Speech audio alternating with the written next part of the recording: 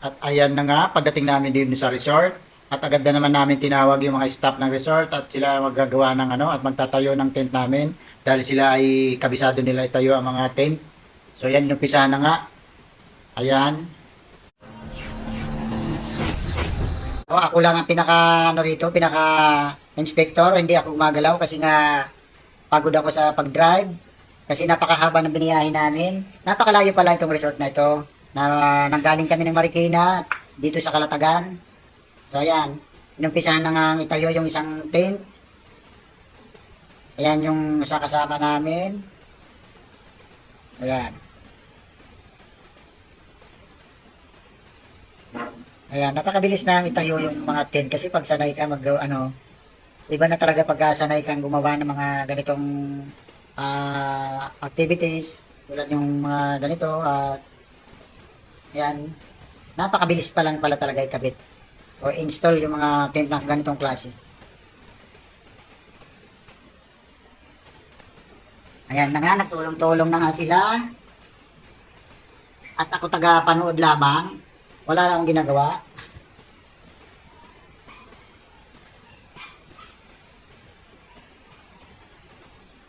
So yan. Ang sunod naman namin gagawin, yung mga gamit namin, iaayos namin.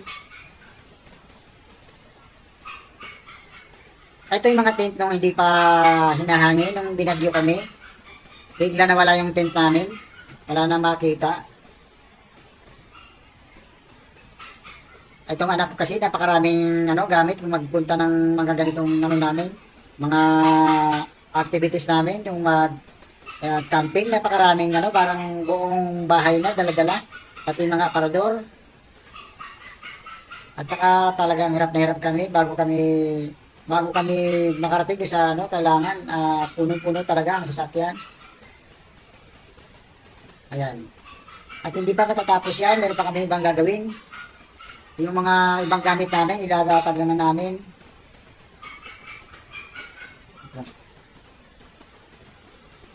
Ayan na nga, matatapos na nga. Tapos na nga yung 3 tent na kinabit ng mga staff ng resort. At susunod naman ang gagawin namin, yung mga canopy. Ikakabit para meron kayong masisilungan. At saka yung mga kailangan maayos yung pagpako ng mga para hindi basta-basta ng hangin na lilipad. Ayan. Napakadami namin gamit. At napakaraming kalat. At para kang nagbiyahe ng napakatagal na bago ka umuwi. At ito naman, dala-dala na lahat ng kagamitan. Ayan. Halos ang oras na nilang in-install yung 3 tent. Medyo sa tingin ko madali lang pero medyo matagal din pala. Yan. At yung mga nakikita nyo mga kalat-kalat, yun yung mga gamit namin. Ayan.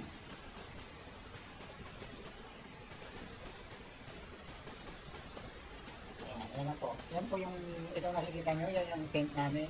Tapos yung nasa gitna, nakulay blue, yan yung tent yung iyaya ng anak ko. Ayan. Naayos na ng mga anak ko para meron kami konsyerto. Kulang nga lang, magdala kami dyan ng sound system. Hindi nga kami nakapagdala ng sound system dahil sa kamadali. Dahil madaling araw, walisa kami sa Marikina. Ayan. Tingnan nyo naman yung anak ko. May lamisa pa dito, parang talaga, mag-shooting. Alam nyo na sa pelikula. Ayan. Katulong yung misis ko. Nasibol na nila yung lamisa namin, kakainan. Saka yung mga ibang gamit, yung kalan, mga upuan, wala na kami ibang kundi lahat ng gamit, andyan na, dala-dala na. Ayan. Kaldero, kompleto yan. Kaldero, upuan, higaan, at saka mga lutuan, kalan. Ako, napakahirap talaga pala mag-camping talaga. Wala.